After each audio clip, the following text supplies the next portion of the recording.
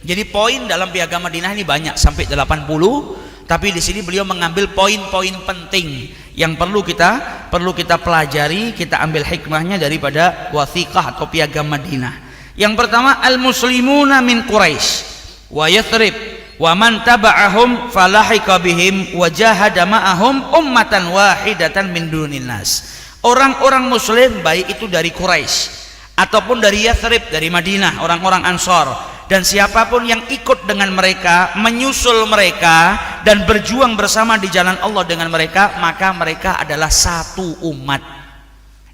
Jadi nggak ada lagi perbedaan. Ini dari Quraisy, ini bukan dari Quraisy. Ini orang Ansar, ini orang Muhajir. Atau ini datang terlambat, dia bukan Muhajir, bukan Ansar, datang setelah masa hijrah jauh, datang dari negara lain. Semua muslimin, mau itu Quraisy, mau itu dari Yathrib, mau itu yang mengikuti atau datang setelah mereka, disebutkan oleh Rasulullah adalah ummatan wahidah, satu umat yang sama, harus bersatu, harus bersaudara. Nah, ini poin pertama.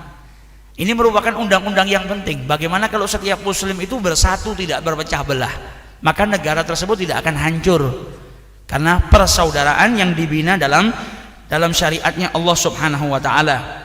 Kemudian poin yang kedua, haula al-muslimun jami'an ala ikhtilaf gabailihim yata'aqaluna bainahum wa yafdu anihim al-ma'ruf bil wal qisti wa bainal mu'minin. Yang kedua, poin kedua adalah mereka seluruh umat Islam secara keseluruhan satu dengan yang lain, walaupun mereka itu berbeda kabilah. Mereka harus yata'aqaluna bainahum. Yata'aqalu di sini saling membantu dalam urusan masalah diyah. Jadi kalau ada orang melakukan pelanggaran yang harus menjadikan dirinya itu membayar diyah, entah itu dia membunuh kemudian nggak harus dikisos tapi diminta diyah, bayaran denda, maka bagi muslim yang terkena diyah dan tidak mampu membayar diyahnya, maka muslim satu sama yang lain walaupun berbeda sukunya diwajibkan untuk membantu satu sama yang lain. Nah, ini undang-undang yang indah, nggak dibiarkan ada orang kesusahan. Undang-undang dasar suatu negara yang sangat-sangat sempurna yang dilakukan oleh Rasulullah SAW. Ada sebagian orang yang melihat salah satu daripada sukunya, daripada familinya, dari gabail ini, dia melakukan sesuatu yang sampai akhirnya mewajibkan dirinya bayar denda. Dia nggak punya, akhirnya dibantukan apa? Keluarga saya, ini dari famili saya, dari kabilah saya. Akan memalukan kalau ini tidak bisa membayar dia. Ini dihapuskan sama Nabi, nggak boleh. Selagi engkau muslim, walaupun engkau berbeda suku, mau engkau dari Bani Hashim, mau engkau dari Bani Muthalib, mau engkau berasal dari Mekah, mau engkau berasal dari Madinah, kalau sampai salah seorang di antara kalian terbebani harus membayar diyah dan tidak mampu, maka muslim yang lainnya harus membantu meringankan bebannya. Ini undang-undang yang dibuat oleh Rasulullah SAW.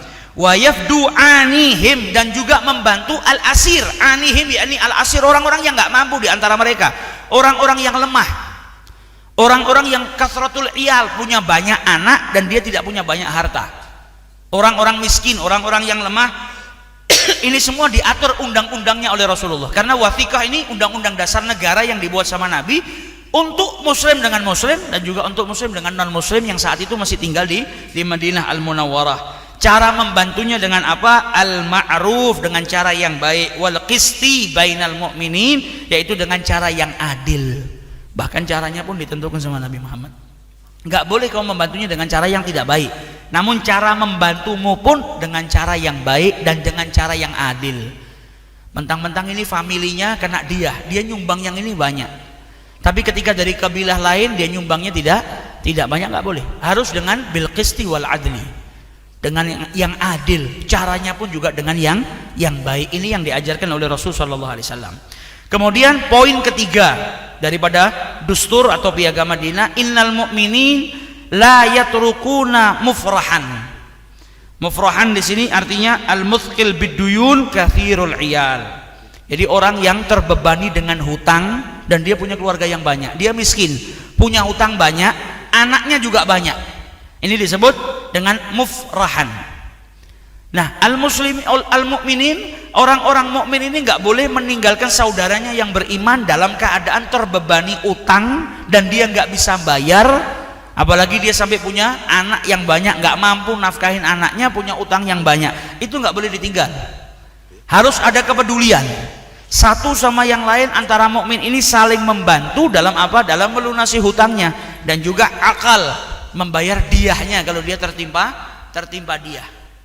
Nah, ini undang-undang yang jadi poin kedua, Nabi mempersaudarakan. Poin ketiga, Nabi membuat sebuah undang-undang yang isinya pun juga mempererat hubungan persaudaraan mereka. Ada saudaramu yang terbebani hutang, bantu, nggak boleh ditinggal sendirian. Ada saudaramu bahkan terkena diyah, ini orang berbuat salah, kemudian dia dituntut untuk mengeluarkan diyah. Sesama muslim sama Nabi disuruh bantu, padahal dia berbuat salah, tapi dia sudah mengakui kesalahannya, sudah disidang, kemudian ditetapkan dia harus mengeluarkan denda, dia nggak mampu, maka saudaranya yang lain harus ikut peduli dengan saudaranya yang ini, dibantu mengeluarkan diyah, dibantu melunasin hutangnya. Nah, ini undang-undang yang dibuat oleh Rasulullah Shallallahu Alaihi Wasallam. Kemudian poin yang keempat, innal mu'minin al muttaqin, orang-orang yang beriman, yang bertakwa kepada Allah Subhanahu Wa Taala, di sini diperintahkan untuk bersatu, nggak boleh berpecah belah.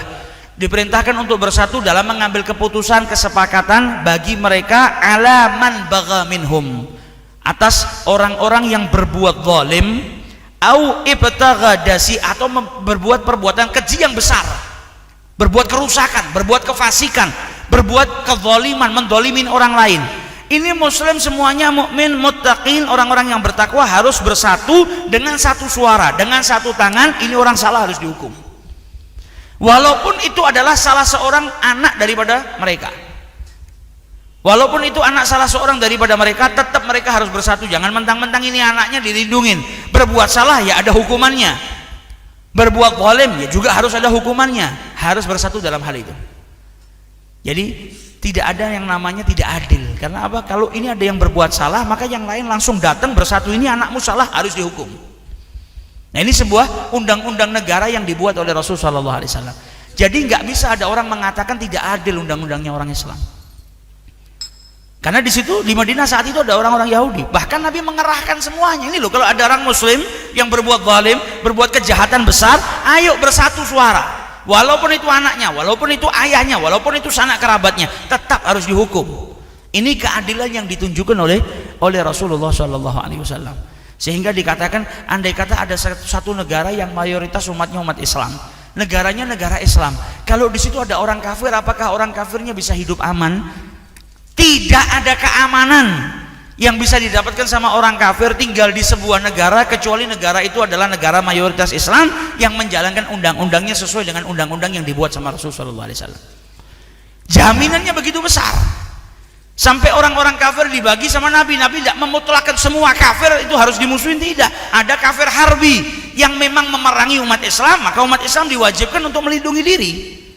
Kalau diperangi oleh kafir harbi, maka itu menjadi musuhnya. Tapi ada kafir yang namanya kafir zimmi, yang dilindungi, yang punya hak hidup di negaranya, yang dilindungi hartanya oleh Islam.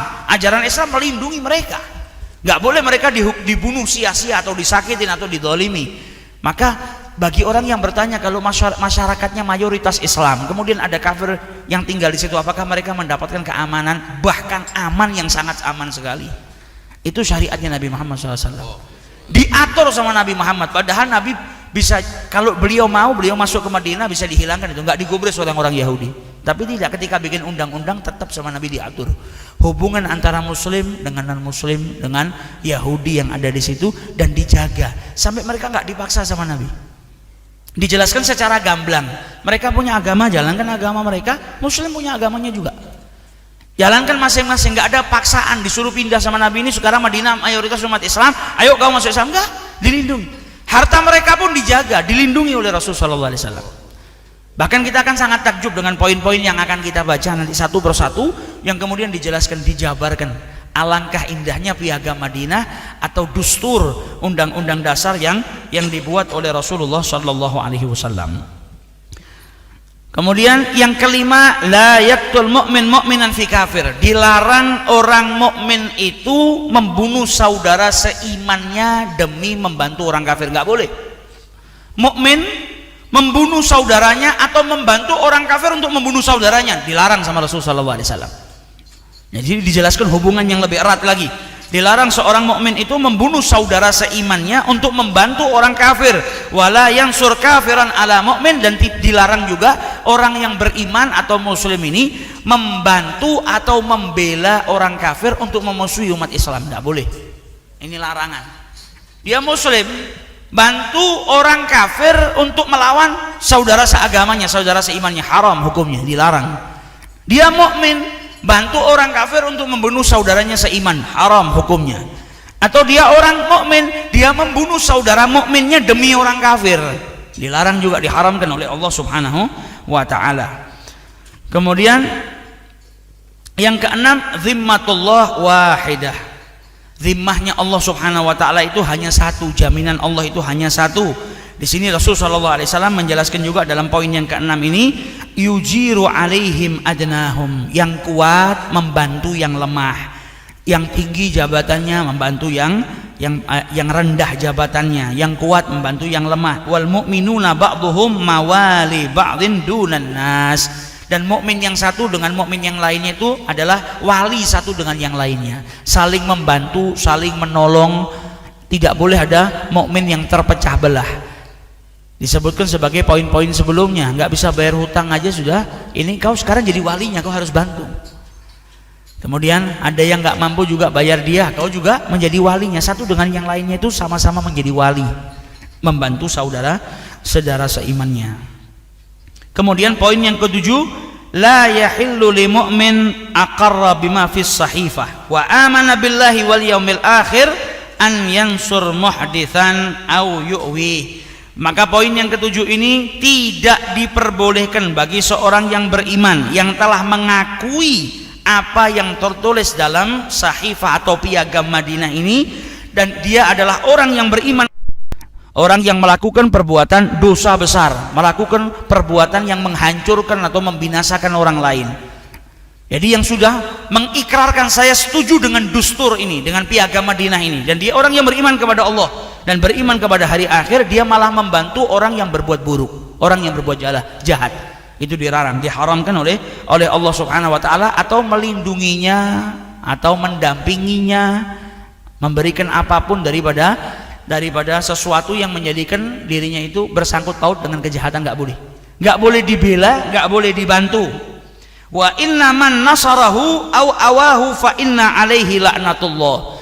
Barang siapa daripada orang yang beriman kepada Allah dan hari akhir, dan setelah telah menyetujui apa yang disebutkan dalam piagam Madinah ini, kemudian dia menolong orang yang berbuat jahat atau melindungi orang yang berbuat jahat, maka baginya laknat Allah Subhanahu wa taala dan kemurkaan Allah Subhanahu wa taala ila yaumil qiyamah, sampai hari kiamat dia dilaknat oleh Allah, sampai hari kiamat dia dimurkai oleh Allah Subhanahu wa taala, dan dia tidak bisa menebus kesalahannya kecuali dengan bertaubat, dan ada tatanan-tatanan yang harus dia lakukan.